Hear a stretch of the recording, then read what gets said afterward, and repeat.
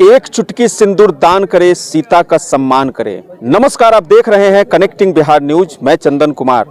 आपको बता दें, ये मैं जिस जगह पे खड़ा हूं, आप मेरे तस्वीरों के पीछे जो आप देख रहे हैं, साक्षात पवन सुत हनुमान जी को और साथ ही नैया पे सवार माँ जानकी, श्री राम लला और सीता माँ और साथ में केवट और जो दोनों भाइयों का भातृ प्रेम जो दिख रहा है, कहीं ना कहीं यह समाज में एक नया संदेश देने का कार्यक्रम किया जा रहा है। इसी उपलक्ष्य में हम ग्राउंड रिपोर्टिंग के दौरान यहाँ पे उपस्थित हैं और आपको बता दें कि नील सेना के तत्वावधान में यह जो कार्यक्रम किया जा रहा है, जिसके संयोजक और यजमान जो है राजेश राम रमैया जी हैं।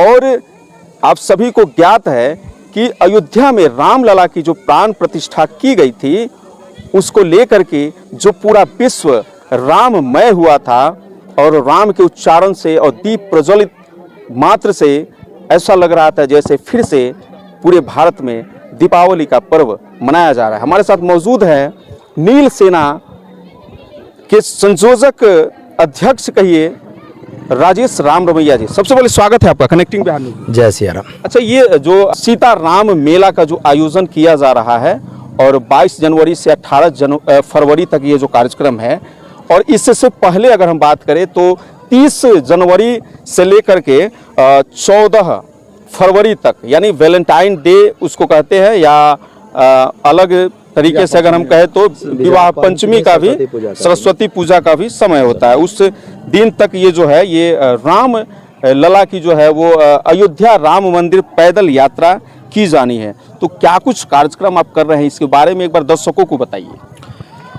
राम मंदिर उद्घाटन के उपलक्ष्य में इस कार्यक्रम का आयोजन किया गया। यहाँ एक मेला लगाया गया है और 7 दिवसीय राम कथा आयोजन हो रहा है। और राम कथा आयोजन के समाप्ति के दिन 30 जनवरी को अयोध्या राम मंदिर पैदल यात्रा का आयोजन है। इस यात्रा के दौरान एक कार्यक्रम है, एक चुटकी सिंदूर दान करे, सीता का सम्मान करे, कुछ दूर साथ चले, सीता का सम्मान करे। एक अखंड ज्योति बाबा गरीबनाथ मंदिर प्रांगण से जलाया जा रहा है। जो अखंड ज्योति जलते हुए 14 फरवरी को हम राम लला अयोध्या मंदिर को समर्पित करेंगे। हम लोग का उद्देश्य है कि प्रभु श्री राम के और सीता जी के घर के साथ सारा जग जगमगाता रहे। और सिंदूर महिलाओं का है, जो सिंदूर महिलाएं दान करेंगी वो सिंदूर हम अयोध्या राम मंदिर को देंगे। वो जो भी महिलाएं जो अयोध्या नहीं पहुंच पाती हैं, ये बड़ी सौभाग्य की बात होगी कि उनका सिंदूर अयोध्या सीता जी के लिए पहुंचेगा। ये काफ़ी ही सुंदर प्रयास किया जा रहा है आपके माध्यम से और सारे समाज के लोगों का सहयोग मिल रहा है। लेकिन एक कड़वा प्रश्न हम आपसे करना चाहेंगे। अधिकांश तौर पे आस्था को लेकर के लोग की सोच हो जाती है कि ये जो पूजा पाठ विधि विधान जो है वो केवल ब्राह्मणों के द्वारा ही कराई जानी चाहिए। लेकिन जिस प्रकार से आप दलित परिवार से आते हैं और जिस प्रकार से आप राम लला के झंडा को लेकर के बुलंद करते हैं, और इसी कड़ी में जो लोग जातिवाद करते हैं, जय भीम के नारे तक लगाते हैं, उसमें आप जो है राम लला के नारे के साथ चलते हैं। इस पे आप क्या कहना चाह रहे हैं? देखिए, भगवान पे किसी का अधिकार नहीं है, भगवान सभी का है। और जो ज्ञाता है, जो वेद का ज्ञाता है, वो पंडित है। अब पंडित में जात नहीं देखा जा रहा है। आप और भी जगह जाके देखिए, तमिलनाडु में जो ग्रेजुएट है, जो पढ़े लिखे हैं, जो पूजा करा सकते हैं, वही पंडित है।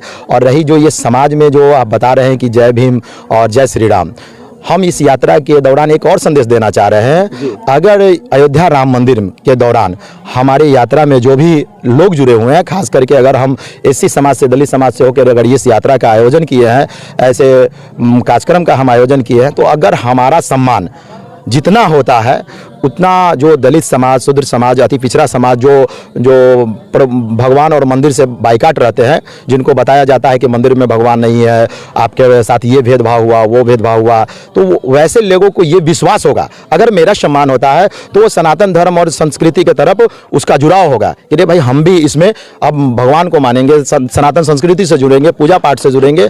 ये एक आप दिनचर्या जो 24 घंटे की होती है पूरे दिन तो आप भगवान में नहीं लीन रहते हैं, पढ़ते हैं, एजुकेशन में है, आपका नौकरियां है और भी वर्क है, उसमें 10 मिनट भगवान के लिए भी समय निकाल लीजिए। तो लोग कहते हैं कि हॉस्पिटल ज़रूरी है, विद्यालय ज़रूरी है, मानते हैं सब चीज़ ज़रूरत है, लेकिन भगवान को याद करना भी हमारे लेकिन आस्था भी जरूरी है। आस्था भी जरूरी है। यानी कहने का तात्पर्य है राजेश राम रमैया जी का कि जात न पूछो साध की, पूछ लीजिए ज्ञान, मोल करो तलवार का, परा रहने दो म्यान। यानी कि आस्था में किसी एक जाति की दावेदारी नहीं है, इसमें एक निम्न वर्ग की जाति भी अगर वो ज्ञानी है तो वो पूजा पाठ करा सकते हैं और अपने धर्म को प्रचारित कर सकते हैं। आपके माध्यम से हम एक और बात कहना चाहते हैं सभी लोगों को, प्रभु श्री राम अयोध्या में थे तो सिर्फ राम थे, श्री राम थे, और जब 14 वर्ष वनवास पर गए तो मर्यादा पुरुषोत्तम प्रभु श्री राम बन के लौटे। तो ये हमारी यात्रा भी 14 दिनों की यात्रा है। चरण राम तीरथ चली जाही, राम बसह तिनके का मन माही। तो जो लोग इसमें यात्रा में पैदल चल के जाएंगे, नंगे पांव जाते हैं 14 दिन की यात्रा में, फिर उनकी प्रसिद्धि आने के बाद क्या होगी, ये यात्रा से जुड़ने के उपरांत उनको पता चलेगा। अच्छा, दूसरा सवाल है, यहाँ पे उद्घाटन के लिए विश्वनाथ आर्लेकर जी आ रहे हैं जो कि बिहार के महामहिम राज्यपाल हैं। तो एक चीज़ और सुनने में आ रहा है कि यहाँ पे फिल्म अभिनेता भी आ रहे हैं, इसकी क्या कुछ सच्चाई है? देखिए 28 जनवरी से 8 फरवरी तक का बात है। निरहुआ जी किसी दिन भी आने की बातचीत अभी चल रही है, अभी डेट कंफर्म नहीं हुआ, लेकिन 28 से 8 फरवरी तक वो 28 जनवरी से 8 फरवरी तक वो आ सकते हैं। यानी इसी बीच में एक समय दिन निर्धारित है, वो आ सकते हैं। और आज उनसे हमारी मुलाकात पटना में है, उनसे बातचीत आज फाइनल हो जाएगा।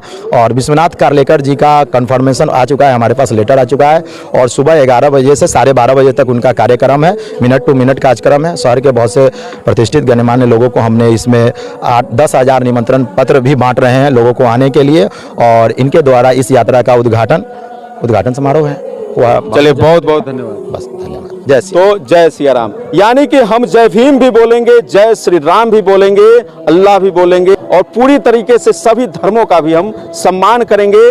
ना हिंदू, ना मुस्लिम, ना सिख, ना ईसाई, सब हैं आपस में भाई भाई। बहुत बहुत धन्यवाद, नमस्कार।